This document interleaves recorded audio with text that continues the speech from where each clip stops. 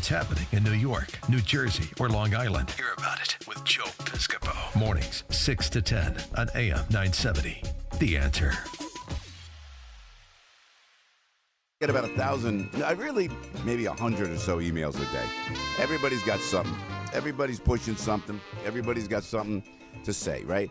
And I don't generally read a lot of them. If it's like a mass email, I do not read it. If I see a lot of names, I just delete it. I don't even go there. I just don't have the time. But I read Curtis Ellis. When I get a Curtis Ellis email, Curtis is a senior policy advisor with America First Policies. I read it.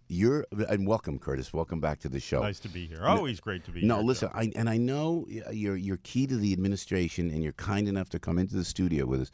But man, you are right. Everything you write is making sense now. It's making sense. It's about time. It's taken me 50 years.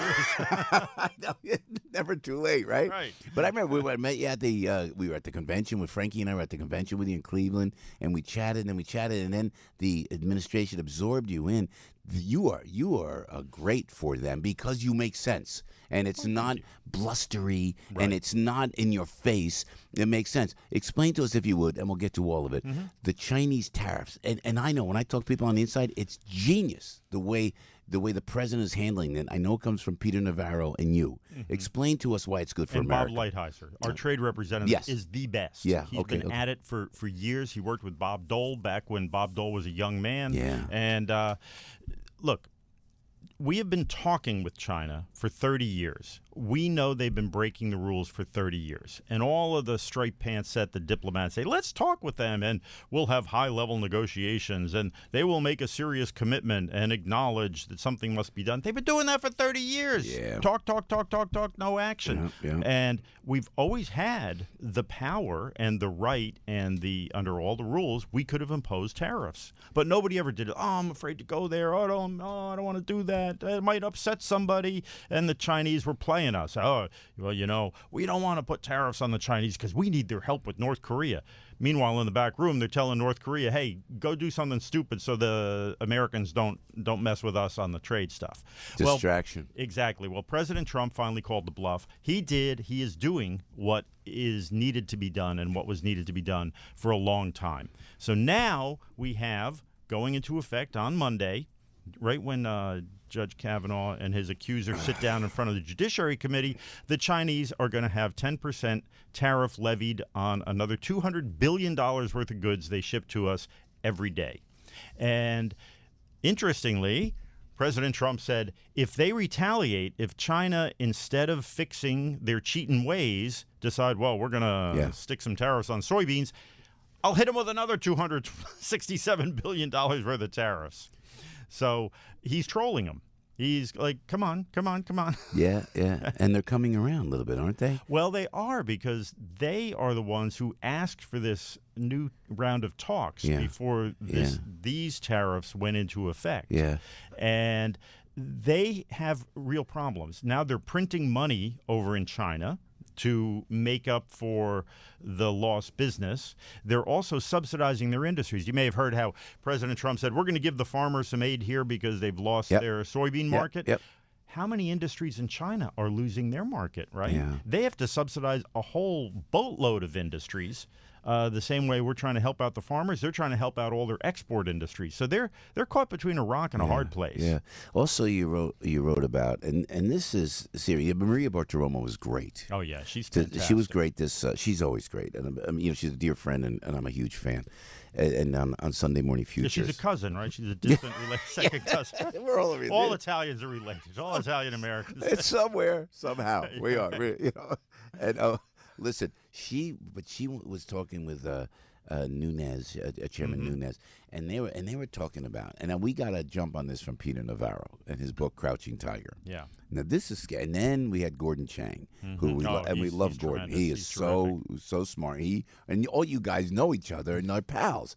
For years. And Peter wrote about the islands that in the South China Seas where they're building up the military might like we've never seen before. And we're paying for it in aisle 7 of Walmart. Yeah. Thank you. And the presidency. Kmart shoppers, there's a special on militarized islands. Curtis Ellis, the aisle last 7. Submarines. Peter even insinuated.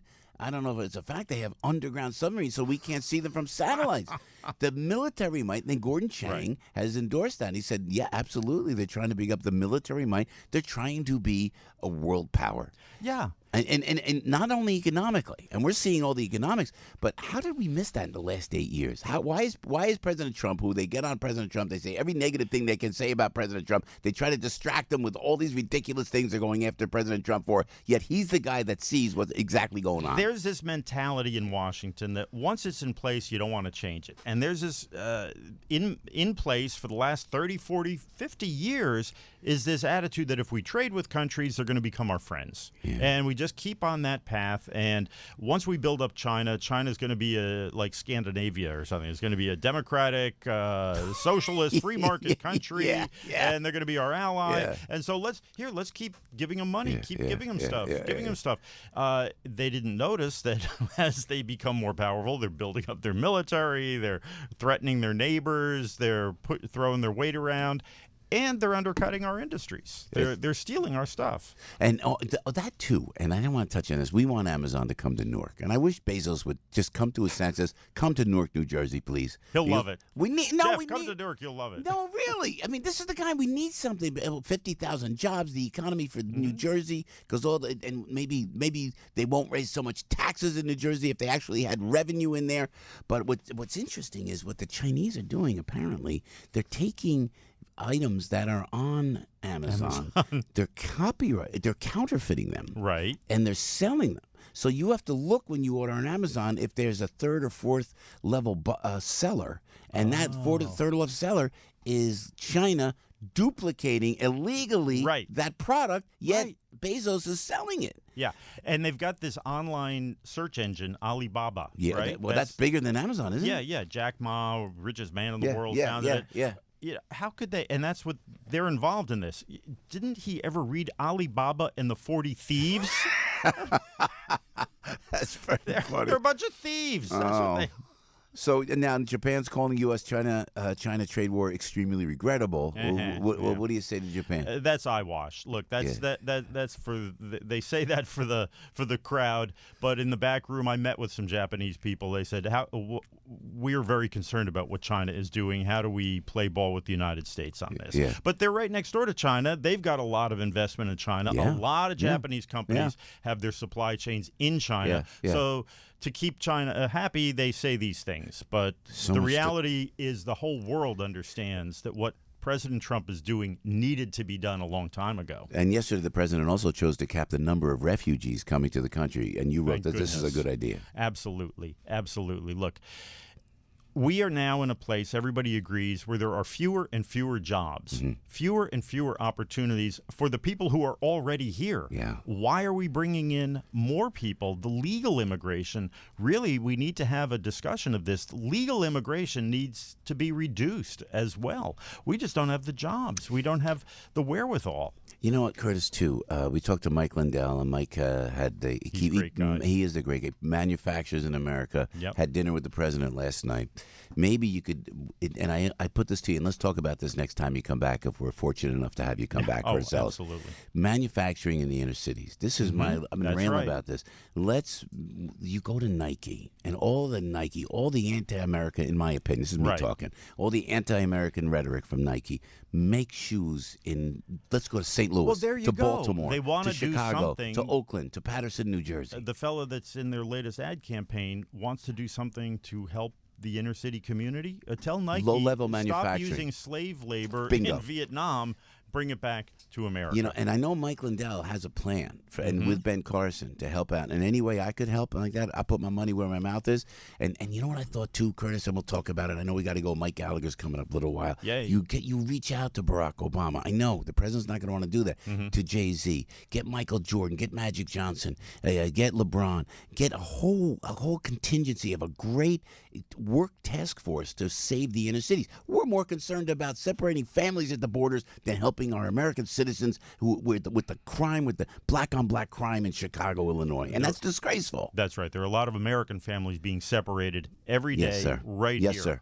Keep the fight, Curtis Ellis. We love you. Fight, Joe. All right, man. And you come back soon, and we'll talk about that. You bet. Okay, I'll see you. And thank you, Curtis Ellis, right there. And Mike Gallagher is coming up momentarily. I get fired up, man. Fired up. Because we got the answers, man. And when the president tries to implement them, all they do, they go, oh, Judge Kavanaugh was with somebody in high school. Oh, stop it. It's too much. 8:37, Piscopo in the morning. Everybody knows this guy. No, everybody knows he can do a radio show. Joe Piscopo. Mornings, 6 to 10 on AM 970. The Answer.